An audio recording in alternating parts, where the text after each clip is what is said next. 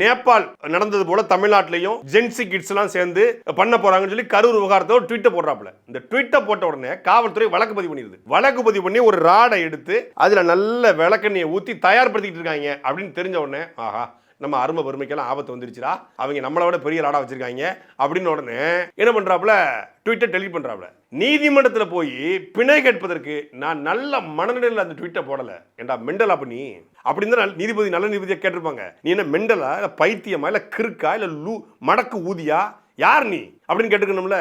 அப்போ நல்ல மணலில் ட்வீட்டை போடலன்னு சொல்லிட்டு இப்போ நேற்று இரவோடு இரவாக ஒரு பதிவை போடுறாப்ல. அந்த பதிவு என்ன அப்படின்னா, எனதருமை விசிகா தோழமைகளுக்கு இன்று நடந்த தாவேக செயல்வர்கள் கூட்டத்தில் நான் பேசிய பேச்சின் சில வார்த்தைகள் தவறாக புரிந்து கொள்ளப்பட்டுச்சு. இவர் சரியா பேசியிருக்காரு, தவறா புரிஞ்சுக்கிட்டாங்களாம். 20 பேர் தான் விசிகால இருக்கிறாங்க, மத்த எல்லாரும் இங்க வந்துட்டாங்கன்னு ஒட்டுமொத்தமான யூடியூப் சேனல்லையும் வெளியே வந்துச்சு வீடியோ. அதை அப்படியே பிளேட்டை மாத்தி நைட் இரவோடு இரவாக நான் அப்படி சொல்லவே இல்லை, நான் 20 பேர் திமுகக்கு விசிகால அடிமையா இருக்காங்க அப்படின்னு தான் சொல்ல வந்தேன். ஒடுக்கப்பட்ட மக்கள் விளிம்புநிலை மக்கள் அதிகாரத்துக்கு வந்தோட சரி, ஒடுக்கப்பட்ட மக்கள் விளிம்புநிலை மக்கள், ஒடுக்கப்பட்ட விளிம்புநிலை மக்களுக்கு நீங்கள் செய்த நன்மை என்ன சொல்லு.